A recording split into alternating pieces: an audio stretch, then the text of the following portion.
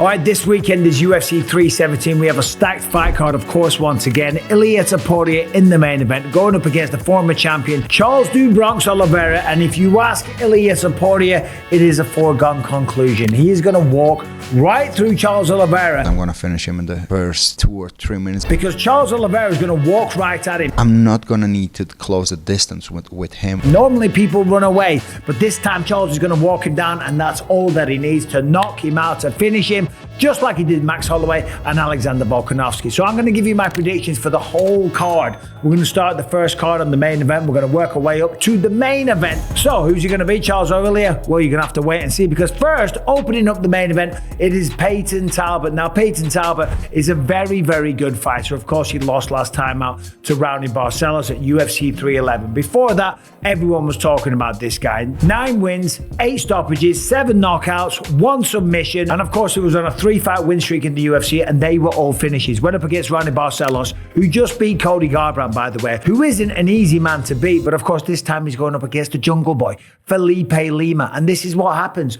Payton Talbott, very marketable, good-looking, interesting guy. But, however, he lost a fight and he's in the UFC, and now he gets another tough fight. The Jungle Boy, Felipe Lima, 14-1. Lost his debut in mixed martial arts. Since then, the man has been on an absolute tear. Beat Muhammad Naimov in his UFC debut, got the rear naked choke, showed some beautiful striking, nice wrestling, and, of course, finished with a submission. And then next time out, beat Miles Jones by decision. And I think he beats Payton Talbott much the same way. I think it's going to be a decision victory for Felipe Lima. Moving on to the lightweight division, Renato Moicano versus Beneil Dariush. Listen, Moicano wants money. Moicano fought Islam Makhachev on very short notice. Came up short, got choked out in the very first round, okay? And of course, he's going up against Beneil Dariush, and a man that is also 36 years old. So both of these guys probably coming to the twilight zone of their career. But who wins the fight? Of course, they're both grapplers first. They both have a little bit of wrestling, and they know how to strike a little bit as well.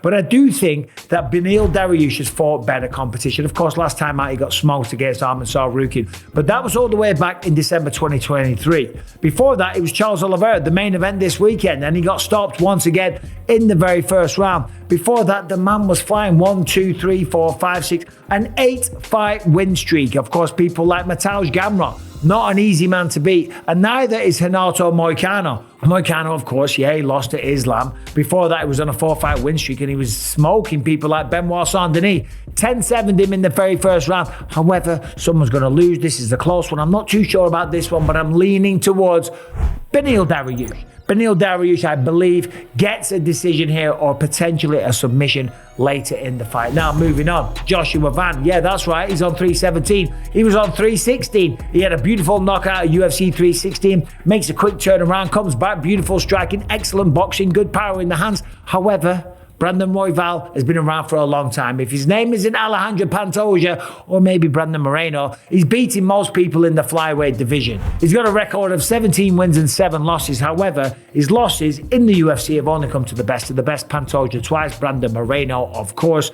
You go back a little bit to 2018, there is a loss to Casey Kenny on there. Joshua Van's really good, but in mixed martial arts, there's more than one way to skin a cat, okay? And Brandon Royval has more choices in which way to skin the cat. That is Joshua Van. Not call him a cat, but he has got very quick reflexes. Not going to be an easy fight, but Brandon Royval walks away victorious. Then we get on to the co-main event. Once again, in the flyweight division. Once again, Alexandre Pantoja defending the belt for the 4th time, going up against Kai Kara-France. Now, call this a striker versus grappler matchup all you want, because it is. Kai Kara-France, of course, last time out, knocked out the former title challenger, Steve Erceg. Now, if you want to use MMA math, whoa, Steve Erceg had a really close fight with Alexandre Pantoja, pushed him to the limit, and Kai Kara-France just knocked him out in the very first round. That is correct, but MMA math is number 1 bullshit. Alexandre Pantoja, this man is incredible. This will be his 4th title defense. He will be successful. I think he gets the body lock, he gets the takedown, he gets on top, and it will either be a ground and pound stoppage, or he will take the back and choke him out and remain the champion of the world. And now we get to the fight that everyone wants to talk about. Ilia Topuria, the man has been exuding confidence ever since we first were introduced to him. Changed his bio to the featherweight champ. He said that he's going to knock everyone out. He was just talking crazy about Islam Makhachev, saying that no one cares about him in Dagestan, nobody watches his fights. These guys from Dagestan, they act like they invented the sport. They need putting in the place. He's not having any respect. No one gives a even in Dagestan, when he's fighting, the people goes to sleep and they watch his fight in the morning. Maybe he's just trying to get that fight, or maybe that's how he really feels. But one thing we do know for sure, he isn't talking out of his ass. Now he's taking on Charles Oliveira. Charles is the man. He's almost 36 years old, okay? Getting towards the end of his career as well. Yes, he's had an incredible career. He was the champion. He's got the most bonuses, the most finishes, the most submissions. But he's also got quite a few losses on there. 10 to be exact. Now granted, a lot of those were in the featherweight division. He did lose to Islam. He did lose to Arman Sarukin via split decision, and then beat Michael Chandler back at 309 last year in Madison Square Garden. But has he taken too much damage? Okay, is he going to mix things up? Listen, he's going to walk forward just like Ilia says he is, and that's what makes him so exciting. And a lot of the time, he can get away with it. He's got good striking. He can hit hard. And I was talking to Paul Felder about him, who beat him back in the day. He said that he is surprisingly strong as well. I mean, when I fought him, I thought he was going to be a lot weaker than he was, right? And this is even back when he was just starting to really be a 155er. He's much bigger now. He is much bigger and stronger. And he was kind of scary strong for a skinny guy back then. And he also hit way harder than I anticipated. And of course, at 155, he moved up, he reinvented himself and became the Charles do Bronx that we know and love today. And I have so much respect for this guy. However, he ain't going to reinvent himself at 36 years old. He isn't going to change a goddamn thing. And Ilia is correct. He is going to walk at him because that's what he does. He can't stand there and reinvent himself and go toe-to-toe with Ilia. He can't look to pick his shots and be calculated. No, that's what Ilia does. He has to turn it into an absolute brawl, turn it into madness, get a hold of him, drive a knee up the middle, drop an elbow. Maybe Ilia makes a mistake, slaps on a go-go platter or a flying triangle, whatever it is.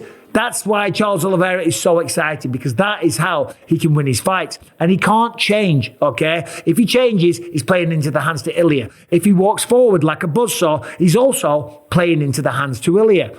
Ilia was correct when he said that. When he walks forward, he's playing into my game. Normally, Ilia has to hunt people around the octagon. That's why it takes a few minutes. And then when you look at Ilia Topuria, we know about the knockout power. Yeah, he knocked out Bulk. Yeah, he knocked out Max Holloway. But guess what? There's actually 8 submissions on there. The man is a very, very good grappler as well. However, a lot of these submissions happen when you've just been dazed and confused, when you've just been rocked. Like when I fought George St. Pierre, okay?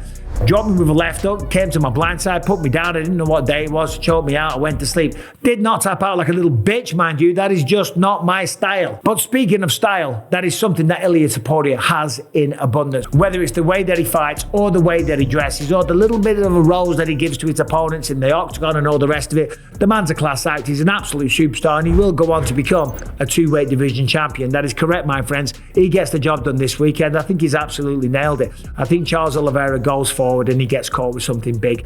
Ilia going up to 155 is going to increase the muscle mass, it's going to increase the recovery, it's going to increase the amount of carbs that he can take on through a training camp. He's going to recover better, he's going to be a better athlete. And Oliveira used to be 145 as well, like we talked about. So it's not like he's going to have a massive size advantage. Ilia Topuria is going to be somewhere like 175 pounds, maybe even as high as 179 pounds is what he said this week. So Ilia Topuria's got the punching power anyway. I think he's going to be the better athlete. I think he can stop the takedown. And I believe, and you know, and we've all seen it, it only takes one. That's the kind of power he has. Can he drop Charles Oliveira like that? Knock him out cold? That remains to be seen. But my pick is Ilia Topuria will be the lightweight champion of the world. Who does he call out? I thought it was going to be Paddy. He said, Paddy, he's not good enough. I don't want to talk about him.